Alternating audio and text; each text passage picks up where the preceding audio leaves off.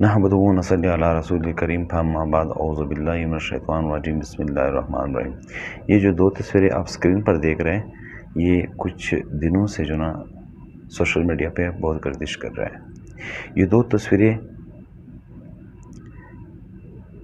عالم دین کی، علماء کرام کی اور رسول اللہ صلی اللہ علیہ وسلم کی داڑھی اور پگڑی کی اور اس کی مسئلے کی اور اس کی منبر کی توہین ہو رہا ہے، تذلیل ہو رہا ہے۔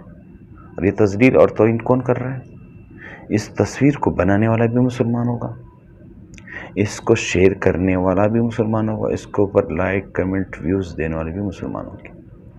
ہم اپنی سیاست میں کس حد تک گر چکے ہیں کہ مسجد کو جلانا، مسجد کو گرانا، مسجد کو توڑنا، مسجد کو نقصان پہنچانا، مسجد کی منبر رسول اللہ صلی اللہ علیہ وسلم کی بھی تذلیل کرنا، کلمے کی بھی توہین کرنا، کلمے کے اوپر بھی مار پیٹ کرنا، یہ ہم کس حد تک گر چکے ہیں سیاست کے آڑ میں کہ ہم اپنے اسلام کے سارے ارکان کو بھول چکے ہیں۔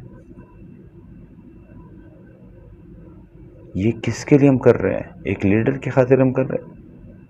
اس لیڈر کی، آج کے لیڈر کی خاطر جو دنیا کے سب سے عظیم لیڈر ہیں حضرت محمد مصطفیٰ صلی اللہ علیہ وسلم کو ہم بھول چکے ہیں۔ خدا را سیاست کو سیاست تک محدود رکھے۔ یہ جو آپ لوگ کر رہے ہیں یہ ہم کس کے لیے کر رہے ہیں؟ کس کو اس سے فائدہ مل رہا ہے؟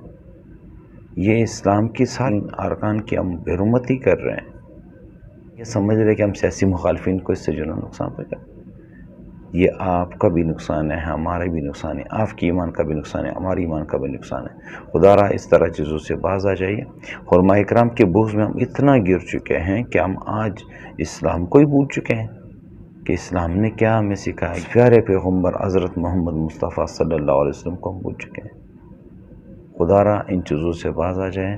تھوڑا سا سوچئے کہ یہ جو ہم کر رہے ہیں کس کے فائدے کے لیے ہم کر رہے ہیں اور کس کو نقصان پہنچانے کے لیے ہم کر رہے ہیں۔